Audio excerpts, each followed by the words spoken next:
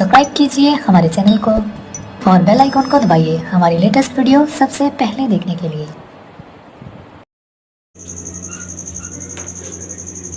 शिक्षाविद कमोद सर नामक YouTube channel पर आप लोगों का स्वागत है। और आज हम आप लोगों को रीजनिंग पढ़ाने के लिए यहाँ उपस्थित हुए हैं। रीजनिंग जिसका अर्थ होता है तर्क शक्ति, और आज के डेट में हर एग्जाम्स में इससे क्वेश्चन जो आज टॉपिक पढ़ाने वाले हैं इससे सबसे ज़्यादा क्वेश्चन पूछे जाते हैं। रीजनिंग को अगर हम पढ़ते हैं तो रीजनिंग को दो पार्ट में बांट करके पढ़ते हैं। रीजनिंग के दो जो पार्ट हैं, एक को वर्बल बोला जाता है और एक को नॉन वर्बल के नाम से जाना जाता है। तो आज हम वर्बल को स्टार्ट करेंगे। वर्बल में एक चैप्टर है जिसका नाम है coding decoding. Coding decoding chapter है जिससे हर परीक्षा में कम से कम 5-7 क्वेश्चन आते हैं। कोडिंग डिकोडिंग, तो सबसे पहले हमको ये जानना जरूरी है कि कोडिंग और डिकोडिंग का मतलब क्या होता है। अगर इसकी हिंदी की बात करें, वैसे तो कोडिंग और डिकोडिंग तो ये इंग्लिश वर्ड है, जिसका हिंदी अगर जानना चाहें तो ज़्यादा लोगों को नहीं पता होगा, कुछ लोगों को पता भी होगा, तो ये कोई जानना जरूरी नहीं है। लेकिन जैसे अगर इसकी हिंदी की बात करें तो कोडिंग का मतलब होता है कूट लेखन,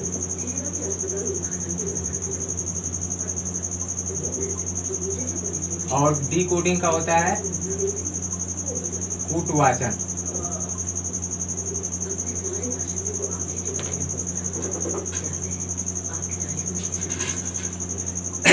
जैसे कोडिंग क्या होता है, हम कोडिंग को इस तरीके से समझ सकते हैं कि कोडिंग का मतलब ये होता है कि जिस भी शब्द का कोई अर्थ निकले उसको हम कोडिंग के नाम से जानते हैं। कोई भी शब्द हो जिसका एक अर्थ निकले हम उसको कोडिंग बोलेंगे। और डिकोडिंग क्या होता है, जिसका कोई अर्थ नहीं निकलता है, शब्द तो हम लिखेंगे लेकिन उसका कोई मतलब नहीं निकलेगा। जैसे कि एग्जाम्पल के लिए हम अगर डॉग लिख रहे हैं DOG, तो डॉग मतलब कुत्ता होता है और डॉग एक इंग्लिश वर्ड है, तो इसको हम कोडिंग बोल सकते हैं।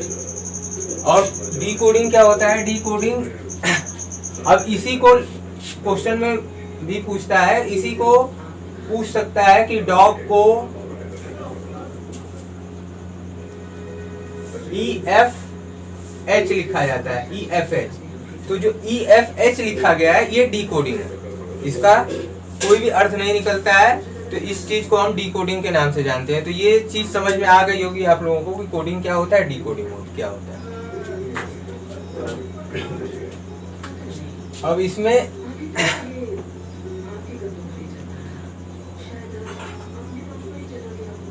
क्या होता है कि सबसे ज्यादा बच्चों को दिक्कत होती है कि जैसे इसमें क्या होता है कि अल्फाबेट से क्वेश्चन आते हैं। जितने भी अल्फाबेट है 26 अल्फाबेट हैं, तो अल्फाबेट में जैसे हम लोग कॉन्सोनेंट पढ़ते हैं, वॉवेल पढ़ते हैं, 5 वॉवेल हैं, 21 कॉन्सोनेंट हैं, 26 वर्ड हैं। तो इसमें हम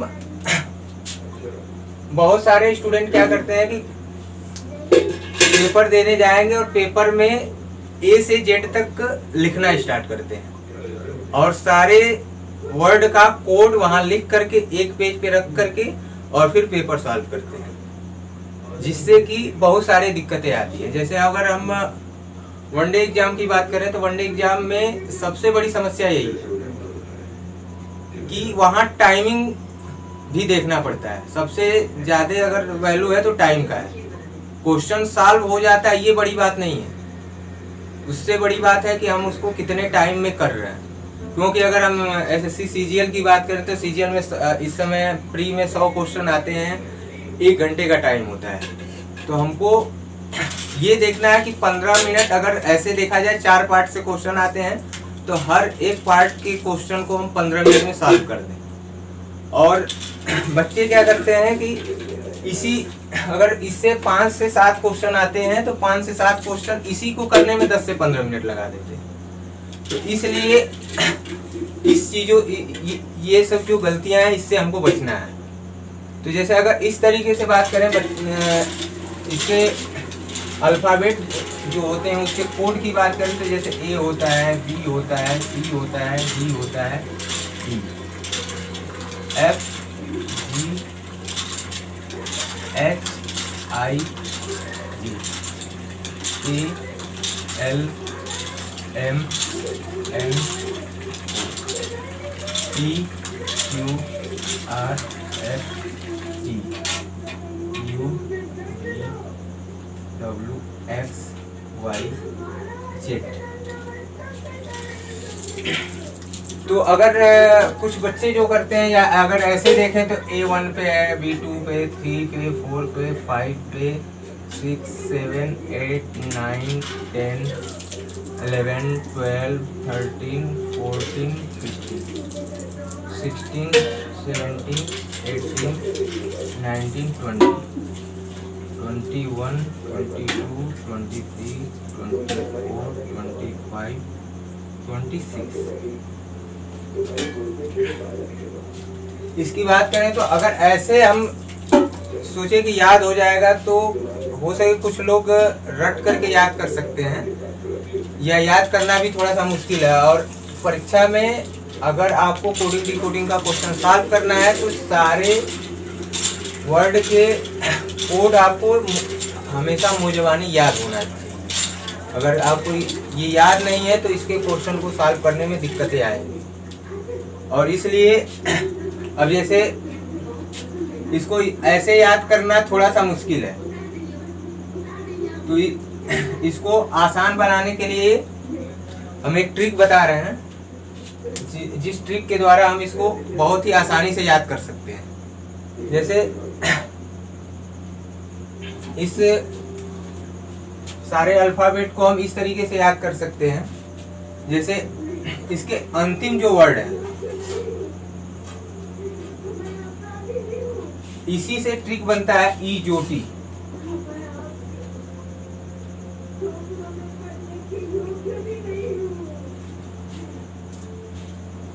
तो ये ईजोटी जो बना हुआ है, जैसे इसको हम ऐसे लिख सकते हैं, 5 पे है, 10 पे है, 15 पे है, 20 पे है, 25 पे है।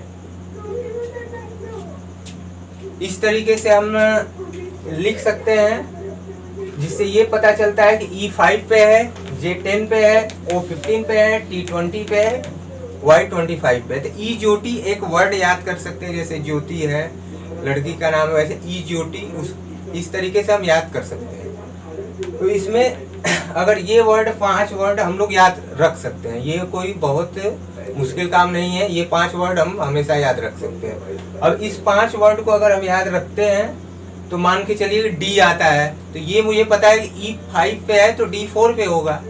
F आता है E5 पे है तो F6 पे होगा। या Q आता है तो मुझे ये पता है कि O15 पे है तो OPQ, P16 होता है, Q17 होगा। और ये चीज़ अगर पहली बार आप करेंगे तो डिफिकल्ट लगेगा, लेकिन अगर इसको प्रैक्टिस करेंगे तो आसान हो जाएगा और याद भी हो जाएगा। अब इसमें कुछ वर्ड हैं, जैसे अगर हम इसमें से यफ को उठाते हैं तो यफ देखने से ही पता चल जा रहा है। जैसे देखिए यफ है ये, तो इसको अगर हम इस तरीके से करते हैं तो ये 6 दिखाई दे रहा है, ऐसे ही 6 दिखाई दे रहा है। तो ये ऐसी चीज़ें दिमाग में बैठाना पड़ेगा। ये कोई ट्रिक नहीं है, लेकिन अपने दिमाग में अगर बैठाए रहेंगे तो हमेशा याद रहेगा। जैसे यच है, यच ऐसे बनता है, तो अगर इसको ऐसे मिलाए इसको मिलाए तो 8 लग रहा है, यानी कि एच 8 के स्थान पे है। ऐसे ही आई है, तो आई अगर कैपिटल लेटर में ऐसे बनाते हैं तो आई कैपिटल लेटर में ऐसे बनाते हैं तो ये 9 दिखाई दे रहा है, ऐसे ही दिखाई दे रहा है, तो यानी कि आई 9 पे है। के है तो जैसे ये है और ये है, ये दोनों को अगर ऐसे करेंगे तो ये 11 ऐसे ही दिखाई दे रहा है। तो इस तरीके से एक सोच अपने दिमाग में रखना पड़ेगा अगर याद नहीं हो रहा है तो हमको इस तरीके से अगर ये ईजोटी का ट्रिक अपने पास रखें तो सारे वर्ड के कोड हमको याद हो जाएंगे। जैसे हम ऐसे पूछे तो M क्या है, M 13 पे है, N 14 पे है, R किस पे 18 पे है, Y 25 पे है। तो इस तरीके से सारे के सारे वर्ड अगर याद रहेंगे तो ऐसे क्वेश्चन सॉल्व करने में आसानी पड़ेगी। उसके बाद इसी से एक और क्वेश्चन आता है, इसी से एक और ट्रिक बनता है। जैसे बुकों में क्या होता है कि बुक में डायरेक्ट ट्रिक लिख देता है और हर चीज हम रट नहीं सकते हैं। अगर हम ऐसे इसको रटने की बात करें तो रट नहीं सकते हैं कि अगर ले करके चलें, सामने कॉपी खोल लें, A1 पे है, B2 पे है, C3 पे है, D4 पे है, तो इस तरीके से हम उसको याद करने में दिक्कत होगी। तो इसलिए ये तो ट्रिक है कि जिससे हमको ये पता चल जाएगा कि कौन सा कोड किस जगह पे है। 26 वर्ड है तो 26 वर्ड के कोड हमें पता चल जाएंगे कि M13 पे है, N14 पे है, इस तरीके से हमको पता चल जाएगा। अब इसी से एक और ट्रिक आता है कि अपोजिट वर्ड आते हैं। तो अपोजिट वर्ड अगर हमें ये याद है, ऐसे तो बुक में ऐसे लिखा हुआ आता है अपोजिट वर्ड के लिए। अपोजिट वर्ड में जैसे ये आता है, हमारा चल गया, चलो कर दिए। अपोजिट वर्ड क्या होता है? ए है, ए का अपोजिट वर्ड जेड होता है। ऐसे किताब में ऐसे लिखा हुआ आता है। बुक में बी का अपोजिट वाई होता है, सी का अपोजिट एक्स होता है, डी का अपोजिट डब्ल्यू होता है, ई का अपोजिट वी होता है, एफ का अपोजिट यू होता है, जी का अपोजिट टी होता है। ऐसे करके पूरे 26 वर्ड के अपोजिट याद करने पड़ते हैं। और कुछ लोग याद कर भी लेंगे, लेकिन हमें नहीं लगता है, अगर इसका हम बेसिक कॉन्सेप्ट जाने तो इसको याद करने की जरूरत नहीं है, इसको रटने की जरूरत नहीं है। तो इसलिए अगर आपको ये कोड किसी भी हर हालत में ये कोड याद रहेगा तो इस टॉपिक के कोई भी क्वेश्चन नहीं छूटेंगे। जैसे ये है तो इसका बेसिक कॉन्सेप्ट ये है कि जैसे A1 पे है, अगर मुझे पता है तो अगर हमें अपोजिट पता करना है तो कोई भी वर्ड हो, अगर उसमें उस वर्ड का कोड लिख करके और उसमें ऐसा वर्ड जोड़े कि जिससे वो 27 बन जाए, और जो 27 बनेगा वो उसका अपोजिट होगा। जैसे हम मानते हैं यम है, तो मुझे यम का अपोजिट पता नहीं है कि यम का अपोजिट होता क्या है। तो यम हमें अगर अब ऐसे पता है कि यम 13 पे है, तो यम 13 पे है, यानी कि यम का अपोजिट क्या होगा? 13 है, 13 में क्या जोड़ेंगे? 27 हो। तो 13 में हम अगर 14 जोड़ेंगे तो 27 होगा, यानी कि यहाँ 14। अब यही चीज है कि हमें कोड याद रहेंगे तभी होगा। अब यहाँ भी कोड याद करना पड़ेगा। 14 क्या आता है? 14 पे यन होता है, तो यम का अपोजिट क्या होता है? यन होता है। या फिर जैसे यस है, यस किस वर्ड पे है? 19 पे है, तो एस का अपोजिट क्या होगा? तो 19 में क्या जोड़ेंगे कि 27 हो, यानी 8 जोड़ेंगे तो 27 होगा, यानी कि 8 किस नंबर पे आता है? H। जैसे इसको हम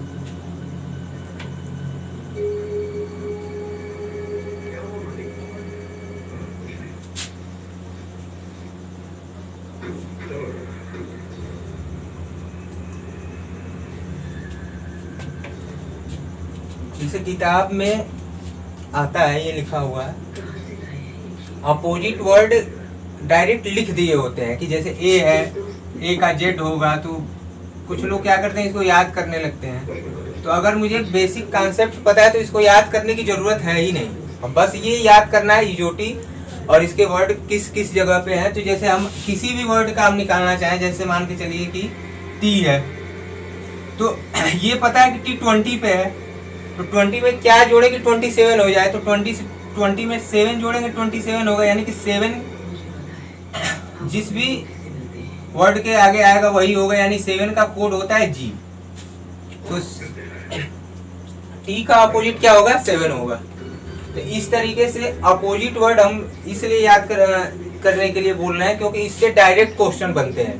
जैसे इधर कोड दे देगा, उसका डिकोड करेगा और उसका अपोजिट वर्ड ही लिख देगा। जैसे कि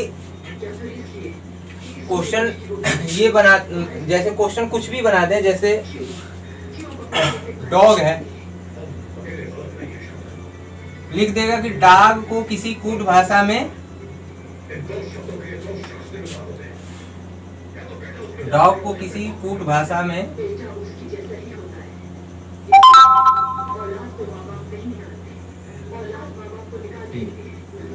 WLT लिखा जाता है। तो उसी कूट भाषा में कैट को क्या लिखा जाएगा। अब ये क्वेश्चन बना, ये तो एक आसान क्वेश्चन बता रहे हैं, इतने छोटे वर्ड का नहीं पूछता है, 6-7 वर्ड का पूछेगा। तो जैसे अगर हम इसको देखें तो क्वेश्चन सॉल्व करते समय सबसे पहले यही ध्यान देना है कि डी का कोड कर लिए 4 है, ओ का 15 है, जी का 7 है, ठीक है। इसका 23 है, 12 है, 20 है।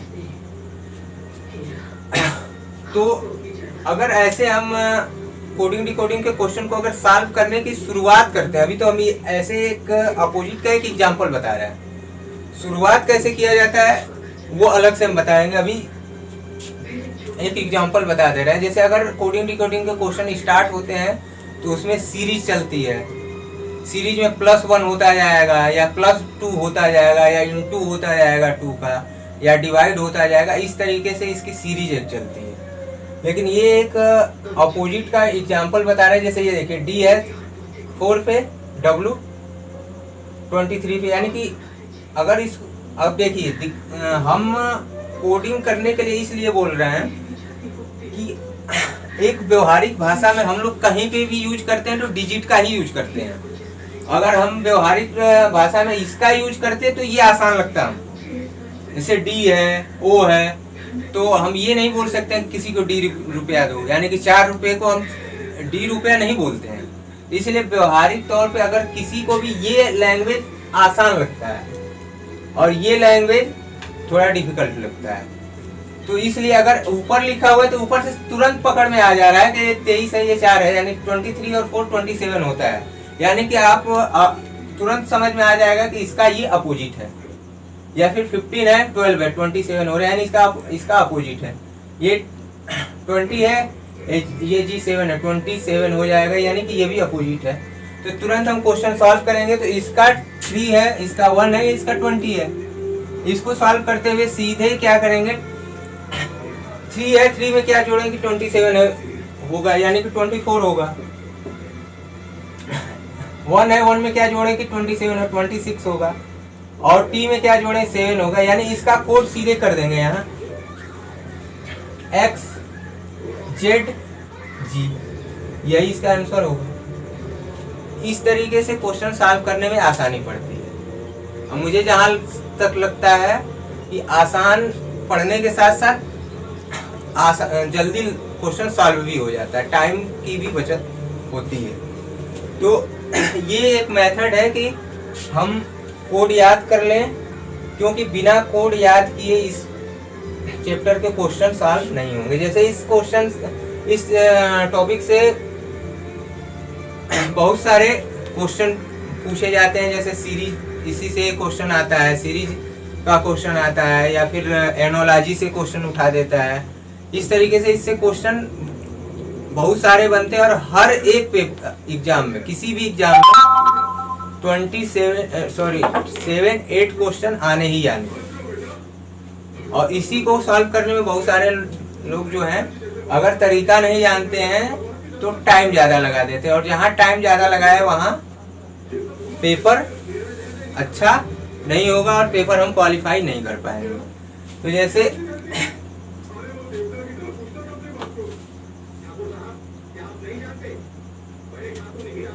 अब क्वेश्चन की बात करते हैं।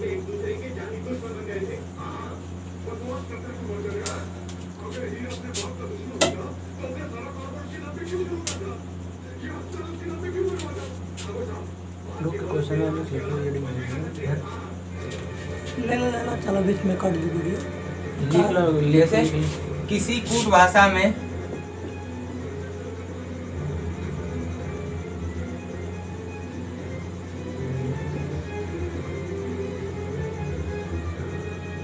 को 3 लिखा जाता है।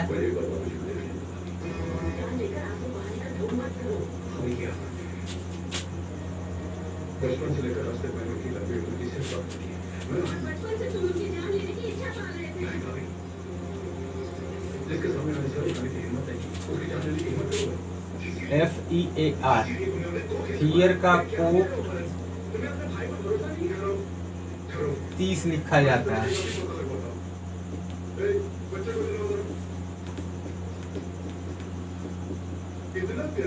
तो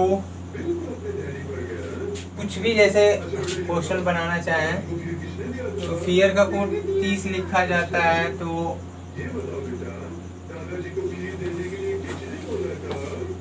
डेंजर का कोड क्या होगा, कोड क्या होगा?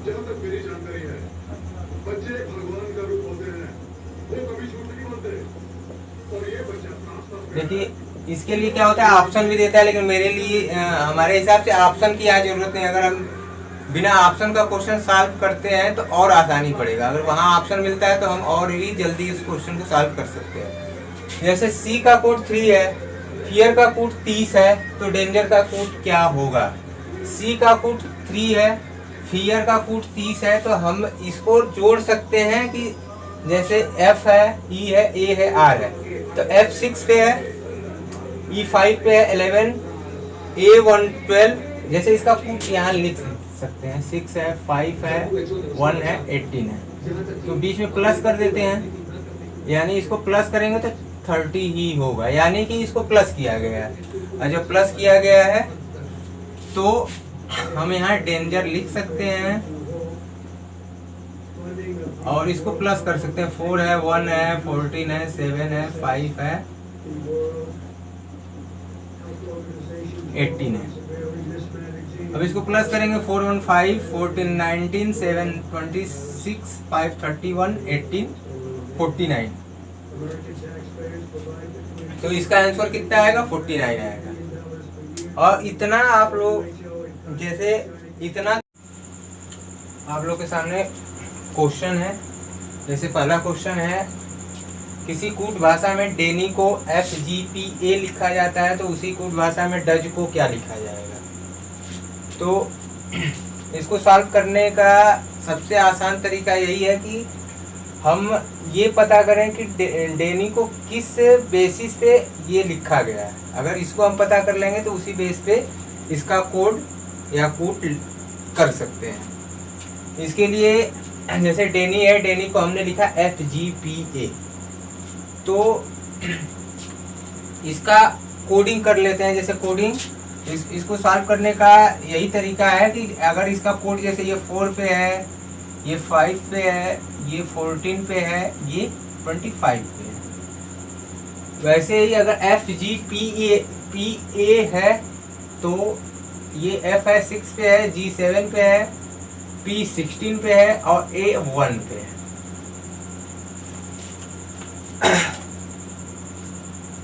जैसे देखिए अगर हम इसमें क्या होता है कि ये देखना पड़ता है और इसको ध्यान देना पड़ता है कि किस बेसिस पे ये आगे इसको किया गया है। जैसे D है, D का कोड 4 है, तो 4 से क्या हुआ? F 6 हुआ है, यानी कि D का कोड हम D न लिख करके हम सीधा 4 का कोड 6 हुआ है, यानी +2 हुआ है।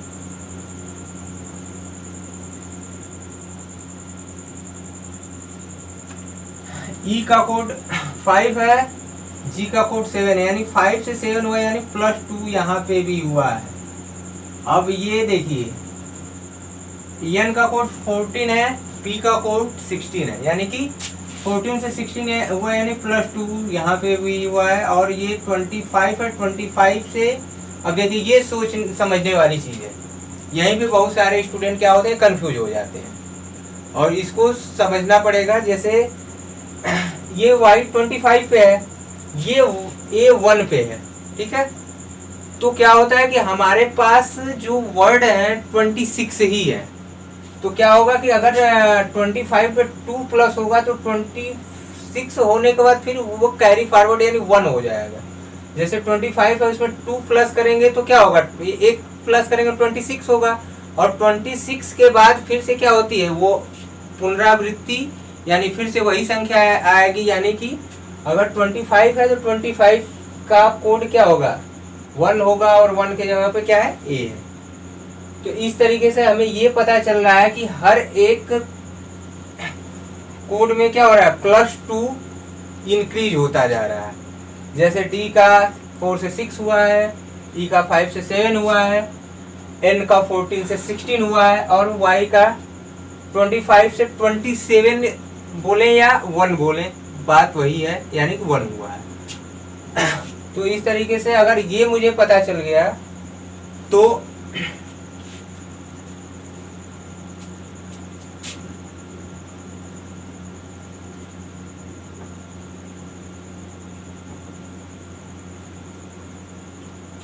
जैसे क्वेश्चन ये दिया है डज, DOSE, डज का कोड क्या होगा, आसानी से कोड अगर याद है, जैसे कोड D का 4 है, O का 15 है, 19 है, 5 है, बीच में एक कॉमा है।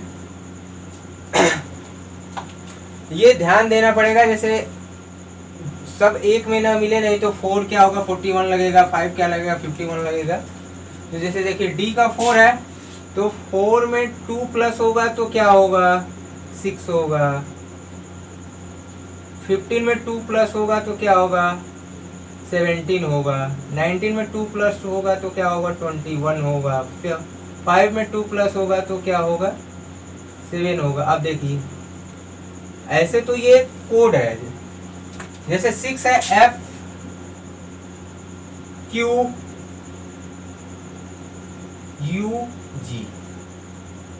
यही हमारा क्या हुआ आंसर हुआ। अब फिर से एक बार समझा दे रहे हैं, जैसे ऐसे क्वेश्चन आते हैं तो हमारा पहला काम है कि हम इस क्वेश्चन के जो भी कोड दिए हुए हैं उसका कोड कर लें, जो नंबरिंग कोडिंग होती है वो नंबरिंग कोडिंग कर लें, जिससे कि हमें साफ साफ दिखाई देगा कि इस क्वेश्चन में किस तरीके से क्वेश्चन को पुट किया गया है और वो पकड़ में आ जाए। जैसे कि इस क्वेश्चन में डेनी का FGPA लिखा हुआ है, तो D का 4 है, E का 5 है, N का 14 है, Y का 25 है, तो 4 से 6 हुआ है, यानी ऐसे नहीं समझ में आएगा D का F हुआ है तो ऐसे अंगुली पे जोड़ेंगे, इस तरीके से 4 का 6 हुआ है यानी 2 बढ़ा है, 5 का 7 हुआ है 2 बढ़ा है, 14 का 16 हुआ है 2 बढ़ा प्लस हुआ है, और Y यानी 25 का 1 हुआ है, यहाँ पे भी +2 हुआ है। इस तरीके से हमें ये पता चलता है कि इस क्वेश्चन में +2 इंक्रीज होता गया हर एक कूट में।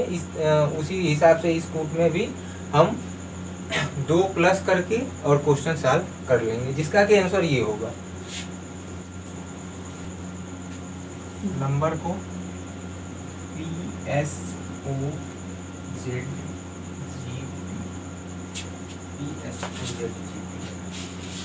है तो उसी कूट भाषा में मॉनिटर को क्या लिखा जाएगा।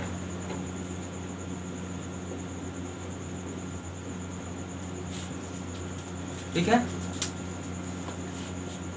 देखिए क्वेश्चन यही है कि किसी कूट भाषा में नंबर को PSOZGP लिखा जाता है तो उसी का वो कूट भाषा में मॉनिटर को क्या लिखा जाएगा।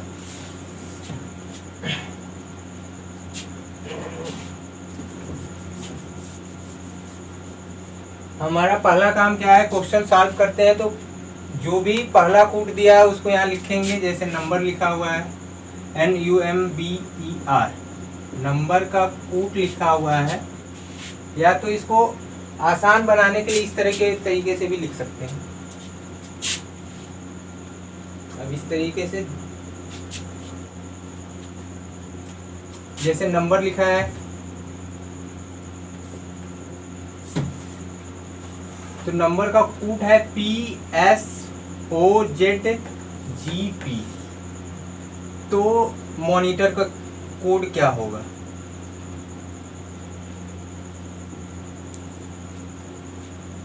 देखिए इस पहला काम है कि हम कोडिंग करेंगे, यानी कि N14 पे है, U21 पे है, M13 पे है, B2 पे है, 5 पे है, 18 पे है, P 16 पे है, S 19 पे है, O 15 पे है, 26 पे है, 7 पे है, 16 पे है। अगर हमको ये समझ में आ जाएगा कि किस तरीके से इसका कूट किया गया है तो ये क्वेश्चन वैसे ही सॉल्व हो जाएगा, इसको और ज़्यादा समझने की ज़रूरत नहीं है। तो जैसे अगर हम कूट कर लिया, अब ऐसे अगर हम वर्ड को देखते चलेंगे तो क्वेश्चन को समझने में टाइम भी लगेगा, हो सके समझ में आ भी जाए तो टाइम ज़्यादा लगेगा। तो क्या अगर हम कोड कर लिए तो जैसे देखिए यहाँ साफ दिख रहा है 14 है, 14 से 16 हुआ है। अब क्या होता है कि यही सबसे बड़ी समझदारी है कि इसको पकड़ना है कि किस बेसिस पे ये आगे बढ़ा है। अगर इसको हम देख के चलें तो यहाँ 14 से 60 हुआ है यानी कि +2 हुआ है। फिर यहाँ 21 है, 21 से 19 हुआ है यानी कि -2 हुआ है। 13 से 15 हुआ है, फिर +2 हुआ है, 2 से 26 हुआ है। अब देखिए यही चीज समझने वाली है, 2 है, 2 से 26 हुआ है। और ये चीज अपने दिमाग में बैठाना ही पड़ेगा क्योंकि ये हर जगह कंफ्यूज करेगा। अगर 2 है, 2 से हम जैसे याद देखिए +2 हुआ, -2 हुआ, फिर +2 हुआ तो फिर -2 होगा। और -2 जब होगा, अगर B है, B का कोड 2 होता है, 2 का -2 Z ही होगा। जैसे 2 अगर हम पीछे जाएंगे तो 2 पीछे जाएंगे तो 1 के बाद क्या आएगा 26 ही आता है, 26 25 ऐसे जाता है। यानी कि यहाँ पे क्या हुआ है -2 हुआ है, फिर +2 और यहाँ -2। अब देखिए फिर से एक बार समझा दे रहे हैं। कहने का मतलब है कि N 14 पे है, 14 से 16 हुआ यानी +2 हुआ है। U 21 पे 21 से 19 हुआ है यानी कि -2 हुआ है। M 13 पे 13 से 15 हुआ है, +2 हुआ है। ये B 2 पे है, Z हुआ है। ये यही समझने वाली चीज है कि अगर 2 कोई भी डिजिट है, जैसे इसको हम इस तरीके से समझ सकते हैं कि 2 है, अगर इसमें माइनस जिसको अगर माइनस करें और 0 आए, 0 का मतलब है 26। इस तरीके से हम समझ सकते हैं। मान लीजिए कि B है, B का कोड 2 होता है, तो 2 में -2 करेंगे तो क्या आएगा 0 आएगा। और 0 का मतलब अब क्या होगा, 0 का मतलब Z ही होगा। ये नहीं है कि 0 का मतलब कुछ नहीं होगा, यहाँ 0 का मतलब Z होगा। तो इस तरीके से अगर यहाँ 2 है, 2 में से -2 होगा तो 0 बचेगा, 0 बचने का मतलब है कि Z होगा। E 5 पे है, 5 में +2 होगा 7 होगा। R 18 पे है, 18 में से -2 होगा 16 होगा। यानी कि इसमें हर एक डिजिट +2 हुआ है, फिर -2 हुआ है, फिर +2, ऐसे एक सीरीज वाइज गया है। तो हम क्या करेंगे, जैसे क्वेश्चन दिया हुआ है मॉनिटर, मॉनिटर का कोड करेंगे। M 13 पे है, O 15 पे है, N 14 पे है, 9 है, I T 20 है, E 5 है, R 18 है। इस तरीके से कूट एक दिया होगा, इसका हमें क्या करना है, सॉल्व करना है इसको मॉनिटर का। तो हमें पता है सबका, ऐसे कूट कर लेंगे। अब देखिए पहले +2 हुआ है तो +2 करेंगे यानी कि 15 होगा। यहाँ 13 है, 13 में +2 होगा तो 15 होगा। वो 15 है, 15 में -2 होगा, 13 होगा। N 14 है, 14 में क्या होगा +2 होगा। देखिए पहले +2 -2 फिर +2 16 होगा। I 9 पे है, अब प्लस हो गया तो क्या होगा, फिर माइनस होगा। 9 से क्या होगा 7 होगा। फिर T 20 पे है, 20 में 2 क्या होगा, यहाँ माइनस हुआ तो फिर प्लस होगा, 22 होगा। E 5 पे है, अब यहाँ गलत हुआ, ठीक माइनस एक मिनट, सही है, ठीक है। E5 है, 5 में 2 माइनस होगा तो कितना होगा, 3 होगा। R18 है, 18 में 2 क्या होगा, प्लस होगा तो 20 होगा। अब देखिए, अब इसको हम एक बार चेक भी कर सकते हैं। देखिए 13 से 15 प्लस 2, फिर 15 से 13 माइनस 2, 14 से 16 प्लस 2, 9 से 7 माइनस 2, 20 से 22 प्लस 2, 5 से 3 माइनस 2, 18 से 20 प्लस 2, यानी कि एक सीरीज चली है। ऐसे तो माने तो ये हमारा क्या हुआ, आंसर हो गया। और आंसर अगर मुझे कोड याद है तो तुरंत इसका आंसर लिख सकते हैं। जैसे 15 है, 15 का O है, 13 का M है, 16 का P है, G V C T। अब ये क्वेश्चन थोड़ा डिफिकल्ट है, लेकिन इसका अगर हम प्रैक्टिस करें तो और जल्दी लगेगा और आसानी से लगेगा। बस ये है कि कोड याद होना चाहिए। तो ये क्वेश्चन क्या है कि जैसे नंबर को किसी कूट भाषा में PSOZGP लिखा जाता है, तो मॉनिटर को क्या लिखा जाएगा। तो इसमें क्या है कि नंबर है n है, 14 पे है, तो 14 से 16 हुआ है, प्लस 2 हुआ है, 21 से 19 हुआ है, माइनस 2 हुआ है। मतलब कि हर एक डिजिट में प्लस होता गया, फिर माइनस होता गया, फिर प्लस होता गया। अब ऐसे ही हम ये जो क्वेश्चन दिया उसमें पहले प्लस करेंगे, फिर माइनस करेंगे, फिर प्लस करेंगे, फिर माइनस करेंगे, और हमारा आंसर क्या आया, OMGVCT आंसर आ गया। वीडियो पसंद आए तो आप इसको लाइक करिए, सब्सक्राइब करिए और शेयर भी करिए।